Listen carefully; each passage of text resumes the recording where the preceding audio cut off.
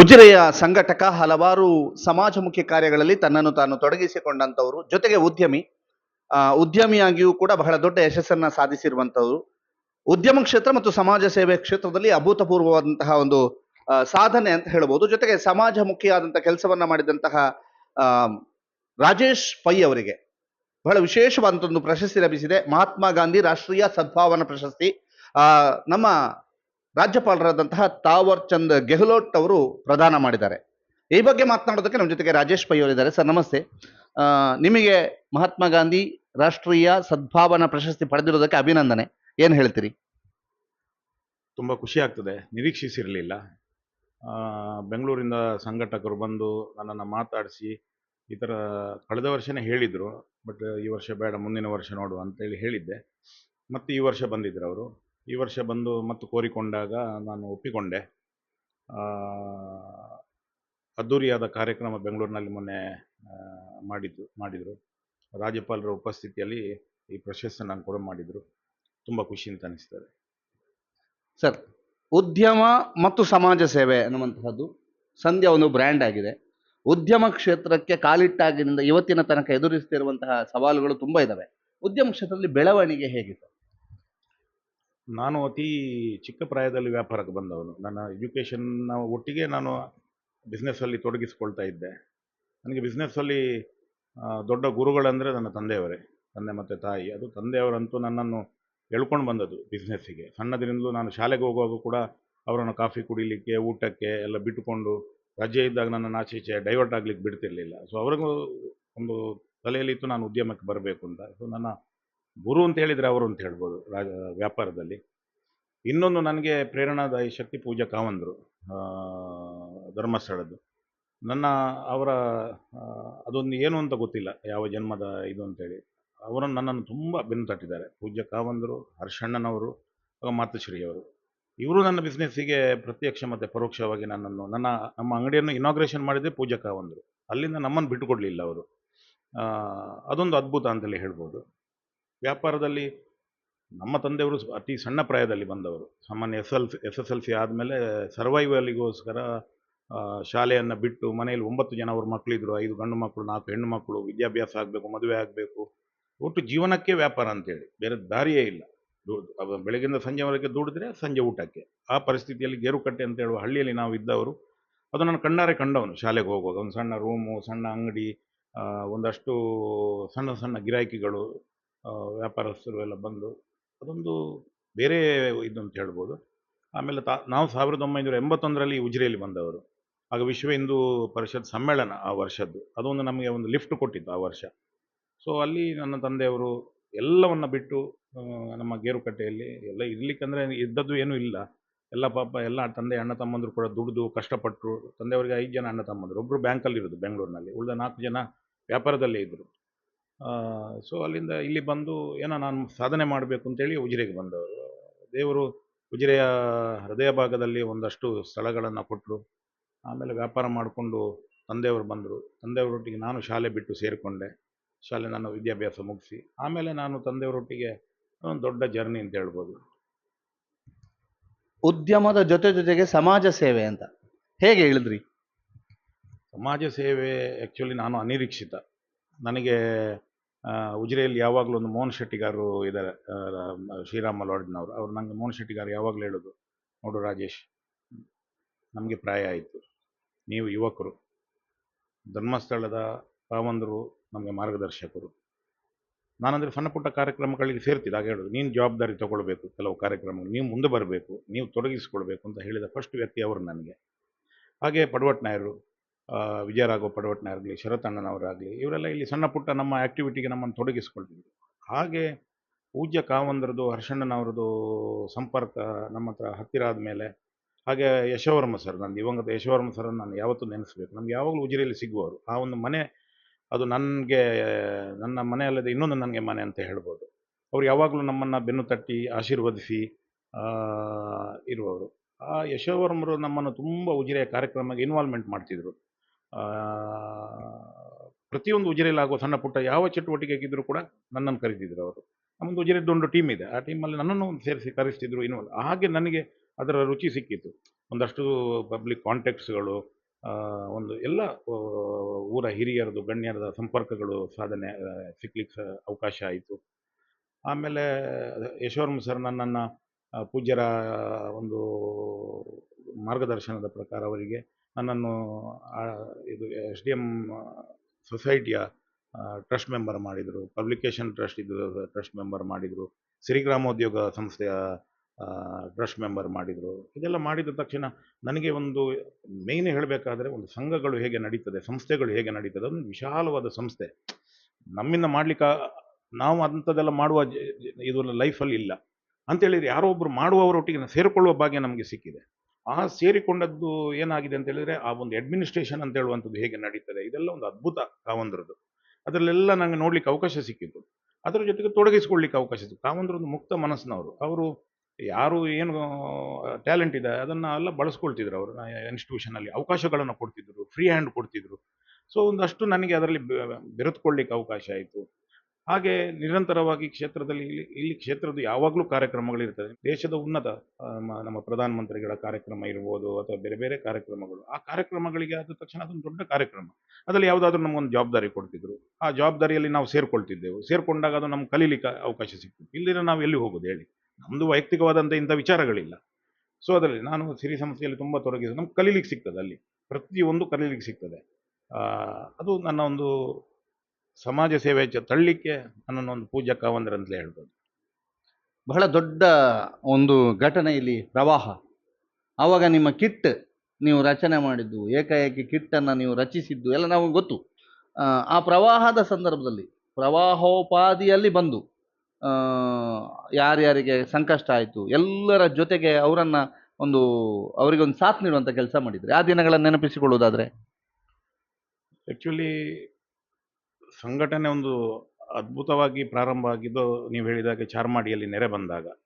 ಆ ನೆರೆ ಬಂದಂಥ ಸಂದರ್ಭದಲ್ಲಿ ಆ ಸ್ಥಳಕ್ಕೆ ಹೋದಂತಾಗ ಅಲ್ಲಿ ನೋಡಿದ ಕ್ಷಣಗಳು, ಅದು ನಾವು ನೋಡಲೇ ಇಲ್ಲ ಜೀವನದಲ್ಲಿ. ಪೇಪರ್ ಟಿವಿಯಲ್ಲಿ ಹೀಗೆಲ್ಲ ಫೋಟೋ ನೋಡ್ತಿದ್ದು ನಮಗೆ ಅನುಭವಕ್ಕಿರಲಿಲ್ಲ. ನಮ್ಮ ಹತ್ತಿರ ಬಂದಾಗ ಅದು ಅನುಭವಗಳು ಬಂತು, ಗಂಭೀರವಾದ ಪರಿಸ್ಥಿತಿಗಳು. ಆ ಸಂದರ್ಭದಲ್ಲಿ ನನ್ನ ಫ್ರೆಂಡ್ ಆದಂಥ ಮೋಹನ್ರು ನನ್ನನ್ನು ಕರ್ಕೊಂಡು ಹೋದ್ರಲ್ಲಿ. ನಾವು ಒಟ್ಟಿಗೆ ನೋಡಿದೆವು. ಒಟ್ಟಿಗೆ ನೋಡಿ ಅವರ ಒಂದು ಇಂಟ್ರೆಸ್ಟಿಂಗಿನ ಪ್ರಕಾರ ನಾವು ಈಗ ಮಾಡಬೇಕು ಅಂತೇಳಿ ಅವರ ಒಂದು ಇಚ್ಛೆ ಇತ್ತು. ಆ ಇಚ್ಛೆ ಪ್ರಕಾರ ನಾವು ಹೋಗಿ ಸೇರಿಕೊಂಡು ಉಜಿರೆಯಿಂದ ಎಲ್ಲ ಒಂದಷ್ಟು ಉದ್ಯಮಿಗಳು, ಸ್ವಯಂ ಸೇವಕರು, ಸಂಘಟನೆಗಳು ಎಲ್ಲ ಸೇರಿ ಅದೊಂದು ಅದ್ಭುತ ಅಂತ ಹೇಳ್ಬೋದು. ನೀವು ಇವತ್ತು ಆ ಜಾಗದಲ್ಲಿ ಹೋಗಿ ನಿಂತರೆ ಅಲ್ಲಿ ನೆರೆ ಬಂದದ್ದು ಅಂತ ಯಾರೂ ಹೇಳಲಿಕ್ಕೆ ಸಾಧ್ಯ ಇಲ್ಲ. ಆ ಮನೆಗಳಾಗಿ, ಕೃಷಿಗಳಾಗಿ ಅಡಿಕೆ ಆಗ್ತಾ ಉಂಟು, ತೆಂಗು ಆಗ್ತಾ ಉಂಟು. ಇದು ನಮಗೂ ಒಂದು ಹೊಸ ಅನುಭವಗಳನ್ನು ಕೊಟ್ಟಿದೆ. ಅಲ್ಲಿದ್ದವರು ಖುಷಿಯಲ್ಲಿ ಜೀವನ ಮಾಡ್ತಾರೆ, ಇವತ್ತು ನಮ್ಮ ಸಂಪರ್ಕದಲ್ಲಿದ್ದಾರೆ. ಹಾಗೆ ಕೊರೋನಾ ಬಂದ ಸಂದರ್ಭದಲ್ಲಿ ನಮ್ಮ ಶಾಸಕರು ಒಂದು ಕಿಟ್ ಮಾಡುವ ಜವಾಬ್ದಾರಿಯನ್ನು ಕೊಟ್ಟಿದ್ದರು. ಅದು ನಮ್ಮದೇ ಫ್ಯಾಕ್ಟ್ರಿಯಲ್ಲಿ ಒಂದಷ್ಟು ಪ್ಯಾಕೆಟ್ಸ್ಗಳಾಯಿತು. ಆಮೇಲೆ ನಮ್ಮ ಬದುಕು ಕಟ್ಟೋಣ ತಂಡದ ನೇತೃತ್ವದಲ್ಲಿ ಜನಾರ್ದನ ದೇವಸ್ಥಾನದ ಕೃಷ್ಣಾನುಗ್ರಹ ಹಾಲ್ನಲ್ಲಿ ಅದನ್ನು ಪ್ಯಾಕ್ ಮಾಡುವಂಥ ಕೆಲಸ, ಇಡೀ ತಾಲೂಕಿನ ಪ್ರತಿಯೊಂದು ಮನೆಗೆ ಅದನ್ನು ಮುಟ್ಟಿಸುವಂಥ ಕೆಲಸ. ಹಾಗೆ ಅವಕಾಶಗಳೆಲ್ಲ ಸಿಕ್ಕಿದಾಗ ನಮಗೆ ಅದೊಂದು ಖುಷಿ ಆಗ್ತಿತ್ತು. ನಾವು ತೊಡಗಿಸ್ಕೊಳ್ತಿದ್ದ. ನಮ್ಮದು ಭಕ್ತಿ ಶ್ರದ್ಧೆ ಬಿಟ್ಟರೆ ಬೇರೆ ಏನಿಲ್ಲ, ಅದರಲ್ಲಿ ಯಾವುದು ಇಂಟ್ರೆಸ್ಟ್ ಇಲ್ಲ. ನಾವು ಇದುವರೆಗೂ ರಿಸಿಟ್ ಬುಕ್ ಇಟ್ಕೊಂಡು ತಿರುಗಾಡಿದವರಲ್ಲ, ಯಾರಲ್ಲಿ ದುಡ್ಡನ್ನು ಕೇಳಿದವರಲ್ಲ. ನಮ್ಮ ಹತ್ರ ಮ್ಯಾನ್ ಪವರ್ ಆ್ಯಂಡ್ ಮನಸ್ಸುಗಳು ಇದು ಸೇರಿಕೊಂಡು ಮಾಡಿದಂಥ ಯೋಜನೆಗಳು ಬಿಟ್ಟು ಯಾವುದು ದುಡ್ಡು ಇಲ್ಲ, ರಿಸಿಟ್ ಬುಕ್ ಇಲ್ಲ, ಯಾವುದೂ ಇಲ್ಲ. ಬಹಳಷ್ಟು ಸಂದಿಗ್ಧ ಪರಿಸ್ಥಿತಿಯಲ್ಲಿ ಕೆಲಸ ಮಾಡಿದಿರಿ. ಈಗ ಹೈವೇಯ ಒಂದು ಕೆಲಸ ಆಗ್ತಾ ಇದೆ. ಬಹಳಷ್ಟು ನಿಮ್ಮ ವ್ಯಾಪಾರಿಗಳು, ನೀವು ನಿನ್ನೆ ನಿಮ್ಮ ಸನ್ಮಾನ ಕಾರ್ಯಕ್ರಮದಲ್ಲಿ ಮಾತಾಡಿದ್ರಿ. ಆವಾಗ ವ್ಯಾಪಾರಿಗಳು ಸಂಕಷ್ಟದಲ್ಲಿದ್ದಾರೆ ಉಜಿರೆಯಲ್ಲಿ. ಹೌದಾ? ಅದು ಹೇಗೆ ಸಂಕಷ್ಟದಲ್ಲಿದ್ದಾರೆ ಮತ್ತು ಅವರಿಗೆ ಹೇಗೆ ನೆರವಾಗುವಂಥ ಯೋಚನೆಗಳಿದ್ದಾವೆ ಅಂತ? ಆ್ಯಕ್ಚುಲಿ ಉಜಿರೆಯಲ್ಲಿ ನೀವು ನೋಡ್ಲಿಕ್ಕೆ ಹೋದರೆ ಸಹಜವಾಗಿ ಬೆಳವಣಿಗೆಗಳು, ಮಾಡರ್ನೈಸೇಷನ್, ಟೆಕ್ನಾಲಜಿಗಳು ಇದೆಲ್ಲ ಅಡಾಪ್ಟ್ ಆಗಲೇಬೇಕು. ಇವತ್ತು ನಾನು 1981ರಲ್ಲಿ ಉಜಿರೆಗೆ ಬಂದಾಗ ಒಂದು 10 ಕಾರು, ಒಂದು 5 ರಿಕ್ಷಾ, 3 ರಿಕ್ಷಾನೇ ನಿಂತಿದ್ದು. ರಾಮಚಂದ್ರ ಶೆಟ್ಟರು, ನಿಮ್ಗೆ ಇವತ್ತು ಅವ್ರದ್ದು ನೆನಪಾಗ್ತದೆ, ನನ್ನ ಶಾಲೆ ಕರ್ಕೊಂಡು ಹೋಗ್ತಿದ್ರು. ಅದು ಒಟ್ಟು 3 ರಿಕ್ಷಾ ಉಜಿರೆಯಲ್ಲಿ, ಅದು ಸರ್ಕಲ್ ಹತ್ರ ನಿಲ್ತಿತ್ತು. ಯಾಕಂದರೆ ಟ್ರಾಫಿಕ್ಕೇ ಇಲ್ಲ ಅಷ್ಟು. ಇವತ್ತು ನೀವು ನೋಡ್ಲಿಕ್ಕೆ ಹೋದರೆ ಅದೇ ಉಜಿರೆ, ಅಷ್ಟೇ ಆಗಲ್ಲ, ಅಷ್ಟೇ ದೊಡ್ಡದು. ಅದರ ಟ್ರಾಫಿಕ್ಗಳು ಸಾವಿರಗಟ್ಟಲೆ ಆಗಿ ಹೋಗಿದ್ದಾವೆ. ಒಂದು ಇಲ್ಲಿ ಇರುವಂಥ ಟೂರಿಸ್ಟ್ ಟ್ರಾಫಿಕ್ಗಳಾದರೆ ಟೂರಿಸ್ಟ್ನವರು ಬರುವಂಥ ಟ್ರಾಫಿಕ್ಗಳು, ಒಂದಷ್ಟು ಒತ್ತಡಗಳು. ಸಹಜವಾಗಿ ಸರ್ಕಾರಗಳು ನಿರ್ಧಾರ ತಗೊಳ್ತವೆ. ರಸ್ತೆ ಅಗಲೀಕರಣ, ನ್ಯಾಷನಲ್ ಹೈವೇ ಆಯಿತು, ಮೊದಲು ರಾಜ್ಯ ಹೆದ್ದಾರಿ ಆಯಿತು, ಆಮೇಲೆ ರಾಷ್ಟ್ರೀಯ ಹೆದ್ದಾರಿ ಆಯಿತು, ಆಮೇಲೆ ಅಷ್ಟೊಂದು ಅನುದಾನಗಳು ಬಂತು. ಈಗ ಒಪ್ಪಿಕೊಳ್ಬೇಕಾದ ವಿಷಯ. ಸರ್ಕಾರಿ ಜಾಗ ಅಂತ ಆದರೆ ಯಾವತ್ತು ಬೇಕಾದ್ರೆ ಕೇಳ್ಬೋದು, ನಾವು ಕುತ್ಕೊಳ್ಳೋದೇ ತಪ್ಪು. ಇನ್ನೊಂದು ಹೇಳಲಿಕ್ಕೆ ಹೋದರೆ ಈಗಿನ ಸರ್ಕಾರದ ನಿಯಮದ ಪ್ರಕಾರ ಮಾರ್ಗದ ಮಧ್ಯದಿಂದ 40 ಮೀಟರ್ ಬಿಟ್ಟು ಕಟ್ಟಬೇಕು ಅಂತ ಹೇಳುವಂಥದ್ದು ರೂಲ್ಸೇ ಇದೆ. ಪಟ್ಟ ಜಾಗ ಆದರೂ ಕೂಡ ಸರ್ಕಾರ ಕೇಳಿದರೆ ನಾವು ಬಿಟ್ಟು ಕೊಡಬೇಕು. ಅದೇನು ಆ, ಹೀಗೆ ಕೇಳುವುದಿಲ್ಲ. 3 ಪಟ್ಟು ಒಳ್ಳೆ ರೀತಿಯ ಪರಿಹಾರಗಳೆಲ್ಲ ಬರ್ತದೆ. ಆದರೆ ಕೆಲವೆಲ್ಲ ಅನಿರೀಕ್ಷಿತವಾಗಿ ಹಿಂದೆ 100 ವರ್ಷದ ಹಿಂದಿನಿಂದ 150 ವರ್ಷದ ಹಿಂದಿದ್ದವರೆಲ್ಲ ಇದ್ದಾರೆ. ನೋಡುವಾಗ ಒಂದು ಬೇಸರ ಆಗ್ತದೆ. ಆ, ಎಲ್ಲ ಅಂಗಡಿಗಳದೆಲ್ಲ ಪಾಪ ಪರಿಸ್ಥಿತಿ ನೋಡಿದರೆ, ನಾನು ಮಾತಾಡುವಾಗ ಹೇಳಿದೆ, ಎಲ್ಲಿ ಇರಾನ್ ಇಸ್ರೇಲ್ನಲ್ಲಿ ಯಾವುದಾದ್ರು ಯುದ್ಧದ ಒಂದು ಮಿಸೈಲ್ ಇಲ್ಲಿ ಬಂದು ಬಿದ್ದಿದೆಯಾ ಅಂತ ಒಂದು ಪರಿಸ್ಥಿತಿ ಇದೆ. ದುಃಖದ ಸಂಗತಿ ಏನಂದರೆ, ನಾನು ಬಾಲ್ಯದ ಸಮಯದಲ್ಲಿ ಇಲ್ಲಿ ಇದ್ದಾಗ ನನ್ನ ಒಡನಾಟದಲ್ಲಿ ಇರುವಂಥ ಯಾವ ಅಂಗಡಿಗಳಿದ್ದಾವೆ ಇವತ್ತು ಅವರೆಲ್ಲ ಸಫರ್ ಆಗ್ತಾ ಇದ್ದಾರೆ. ಅದೇ ನನ್ನ ಎದುರು, ನಾನು ಡೈಲಿ ನೋಡಿ ಕಾಣೋದೇ ಎದುರಿಗೆ. ಎದುರಿನ ಇಡೀ ಭಾಗಗಳಲ್ಲಿ ಅಂಗಡಿಗಳು ಬಂದಾಗ 1 ತಿಂಗಳು 2 ತಿಂಗಳ ಹತ್ರ ಆಯಿತು. ಇನ್ನೂ ಓಪನ್ ಮಾಡುವ ಸ್ಥಿತಿಯಲ್ಲಿ ಬರಲಿಲ್ಲ. ಎಲ್ಲ ಪಾಪದ ದಿವಸಕ್ಕೆ ಒಂದು 20,000 50,000 30,000 ವ್ಯಾಪಾರ ಮಾಡಿ, ವ್ಯಾಪಾರದ ಮಾರ್ಜಿನ್ ಎಲ್ಲ ಕಾಂಪಿಟೇಟಿವ್ ಎಲ್ಲ ಇರೋದ್ರಿಂದ ಸಣ್ಣ ಮಾರ್ಜಿನಲ್ಲೆಲ್ಲ ಬದುಕುವವರು. ಅದು ದುಃಖ ಆಗ್ತದೆ ನೋಡಲಿಕ್ಕೆ. ನಾವು ವ್ಯಾಪಾರಿಗಳು ಆದಿತ್ಯವಾರ ರಜೆ ಮಾಡಿ ಮ್ಯಾನೇಜ್ ಮಾಡೋದೇ ಕಷ್ಟದಲ್ಲಿ. ಅಂಥದ್ರಲ್ಲಿ 1 ತಿಂಗಳು 2 ತಿಂಗಳು ರಜೆ ಮಾಡಿ ವ್ಯಾಪಾರ ಅಂದರೆ ಅದೊಂದು ತಪಸ್ಸು. ಅದು ಡಿಸ್ಟರ್ಬ್ ಆಗಿ ಇನ್ನು ಮತ್ತೆ ಅದನ್ನೆಲ್ಲ ಸುಸ್ತಿಗೆ ತಂದು ಕೆಲವರಿಗೆಲ್ಲ ಪಾಪ ಅಂಗಡಿ ನೋಡಿದರೆ ಏನು ಮೊದಲಿಗಿಂತ ಒಂದು 10% ಇಲ್ಲ ಅಂಥ ಪರಿಸ್ಥಿತಿಯಲ್ಲಿ ಕೆಲವರು ಬಂದಿದ್ದಾರೆ. ಎಲ್ಲ ಡಿಸ್ಟರ್ಬ್ ಆಗಿದೆ. ರೋಡಿನ ಹೈಟು, ಇದರ ಹೈಟು. ಒಂದು ಅಂಶ ಏನಂದರೆ, ಇಲ್ಲಿ ಯಾರು ಕಾಂಟ್ರಾಕ್ಟ್ ಕೆಲಸ ಮಾಡ್ತಾ ಇದ್ದಾರೆ ಮುಗುರೋಡಿಯವರು, ಪಾಪ ಎಲ್ಲರನ್ನು ಸ್ಪಂದಿಸ್ತಾರೆ. ನಾವು ಸ್ಪಂದಿಸುವುದರಲ್ಲಿ ಇರುವಂಥದ್ದು, ಅವರು ಎಲ್ಲರನ್ನು ಸ್ಪಂದಿಸ್ತಾರೆ. ಎಲ್ಲರ ಕಷ್ಟ ಸುಖಗಳಿಗೆ ಹೆಲ್ಪ್ ಮಾಡಿಕೊಂಡು ಹೋಗುವಂಥ ಕಾಂಟ್ರಾಕ್ಟರ್ದಾರ ಆದ ಕಾರಣ ದೊಡ್ಡ ಸಮಸ್ಯೆ ಅಂತಲ್ಲ. ಬಟ್ ಇದು ಒಂದು ಬೇಸರದ, ನಾನು ಹೇಳಿದೆ, ಎಲ್ಲ ವರ್ತಕರು ಅಂದರೆ ಎಲ್ಲರೂ ಒಬ್ಬೊಬ್ಬರಿಗೆ ಸಾಂತ್ವನ ಹೇಳಿಕೊಂಡು ಸಪೋರ್ಟ್ ಮಾಡಿಕೊಂಡು ನಿಮ್ಮೊಟ್ಟಿಗೆ ನಾವಿದ್ದೇವೆ, ಅಂಗಡಿ ಓಪನ್ ಮಾಡಿ, ಅದಕ್ಕೇನು ಕೆಲವರಿಗೆ ಸಮಸ್ಯೆ ಆಗ್ಬೋದು, ಅವರ ಸಮಸ್ಯೆಗಳನ್ನು ತಿಳ್ಕೊಂಡು, ಎಲ್ಲ ಸಮಸ್ಯೆಗಳಿಗಿಂತ ಒಂದು ವ್ಯಕ್ತಿಗೆ ಮಾನಸಿಕವಾದಂತಹ ಸಪೋರ್ಟ್, ಮೋರಲ್ ಸಪೋರ್ಟ್ ಕೊಟ್ಟರೆ ಅದಕ್ಕಿಂತ ದೊಡ್ಡದು ದುಡ್ಡಿನ ಅವಶ್ಯಕತೆ ಇಲ್ಲ. ಬ್ಯಾಂಕ್ಗಳು ಕೊಡ್ತವೆ, ಏನೋ ಹೊಂದಿಸ್ಕೊಳ್ಬೋದು. ಮಾನಸಿಕವಾದಂಥ ಸಪೋರ್ಟ್ ಸಿಕ್ಕಿದರೆ ಒಳ್ಳೆಯದು ಅಂತ ನಾನು ಭಾವಿಸ್ತೇನೆ. ಈ ಪ್ರಶಸ್ತಿಗಳೆಲ್ಲ ಬಂದಾಗ ಬಹಳಷ್ಟು ಸಾಥ್ಗಳು, ಅಂದ್ರೆ ಬಹಳಷ್ಟು ನಿಮಗೆ ಕರೆಗಳೆಲ್ಲ ಬರ್ತವೆ, ಅಭಿನಂದನೆ ಮಹಾಪುರ ಹರಿದು ಬರ್ತದೆ. ಉದ್ಯಮಕ್ಕೆ ಕುಟುಂಬದ ಸಾಥ್ ಹೇಗೆ ಮತ್ತು ಸಮಾಜ ಸೇವೆಗೆ ಹೇಗೆ? ಅಂದ್ರೆ ನೀವು ಸಮಾಜಕ್ಕೆ ಜಾಸ್ತಿ ಟೈಮ್ ಕೊಟ್ಟಾಗ ಇಲ್ಲಿ ನಿಮಗೆ ಕುಟುಂಬದ ಸಾಥ್ ಹೇಗೆ ನಿಮಗೆ ಅಂತ? ಸಹಜವಾಗಿ ಹೊರಗಡೆ ಹೋದಾಗ ಇದನ್ನು ನಿಭಾಯಿಸುವವರು ಬೇಕು. ನಮ್ಮ ತಂದೆಯವರು ಪಾಪ ಇವತ್ತು ಅವರಿಗೆ 79 ವರ್ಷ ಆಗಿದೆ. ಇವತ್ತು ಸ್ವಲ್ಪ ಆರೋಗ್ಯದ ಸಮಸ್ಯೆಗಳು ವಯೋಸಹಜವಾದಂಥದ್ದು. ಮಂಗಳೂರಿಗೆ ಒಂದು ಬೆನ್ನು ನೋವಿಗೆ ಚಿಕಿತ್ಸೆಗೆ ಹೋಗಿದ್ದಾರೆ. ಅವರು ಈಗಲೂ ಮಂಗಳೂರಿಗೆ ಹೋಗುವವರೆಗೆ ಅವ್ರಿಗೆ ದಿವಸದಲ್ಲಿ ಇಷ್ಟೊತ್ತು ಅಂಗಡಿಗೆ ಬರಬೇಕು, ಕೂತ್ಕೊಳ್ಬೇಕು, ಕಸ್ಟಮರ್ ಜೊತೆ ಮಾತಾಡಬೇಕು. ಅದು ಜೀವ ಅವರದು. ವ್ಯವಹಾರ ಅಂದರೆ ಜೀವ. ಅವ್ರ ಮನೆಯಲ್ಲಿ ಇರುವವರೇ ಅಲ್ಲ ಅವರು. ಇದೆ ಅಲ್ಲ, ಮನೆ ಕಾಫಿ ತಿಂಡಿ ಬಿಟ್ಟು ಮಲಗಲಿಕ್ಕೆ ಬಿಟ್ಟರೆ ಅವ್ರ ಮನೇಲಿ ಇರುವವರೇ ಅಲ್ಲ. ವಯೋಸಹಜವಾದ ಇದರಲ್ಲಿ ಆದರೂ ಕೂಡ ಅವರ ತುಡಿತ ಬಿಸ್ನೆಸ್ಸಿಗೆ. ಅವರೊಂದು ಮಹಾತಪಸ್ವಿ ವ್ಯಾಪಾರದಲ್ಲಿ.